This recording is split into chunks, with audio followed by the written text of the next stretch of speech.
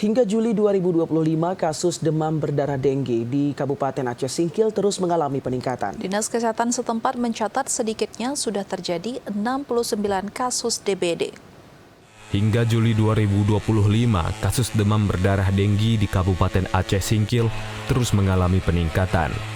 Penyebaran kasus tersebar di sejumlah kecamatan seperti Pulau Banyak Barat, Pulau Banyak, Kuala Baru, Suruh, Singkohor, Singkil, Singkil Utara, Gunung Meriah, hingga Simpang Kanan.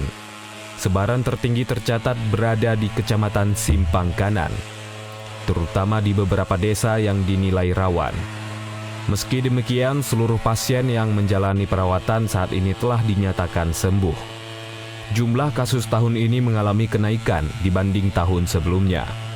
Pada tahun 2024 tercatat 61 kasus, sedangkan hingga Juli 2025 jumlahnya telah tercapai 69 kasus.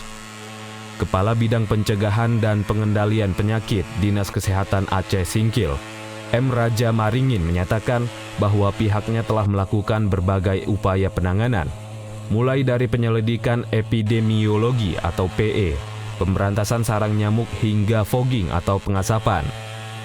Dinas Kesehatan juga menekankan pentingnya keterlibatan aktif perangkat desa dan masyarakat dalam upaya pemberantasan sarang nyamuk atau PSN. Kejadian adanya kasus demam berdarah, maka Dinas Kesehatan ya tentu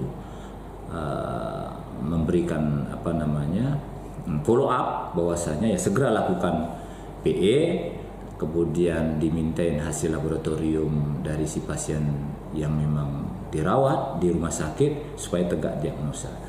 Setelah PE, maka kalau memang memenuhi kriteria, karena syaratnya sekarang setelah kami melakukan rapat teknis, itu harus dilakukan dulu pemberantasan sarang nyamuk, baru bisa kita semprot.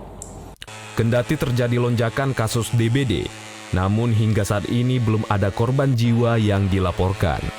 Hal ini berkat respon cepat serta penanganan intensif yang ditularkan oleh nyamuk Aedes aegypti. Dari Aceh Singkil, Jakartawan Adi Nugraha, TVRI melaporkan.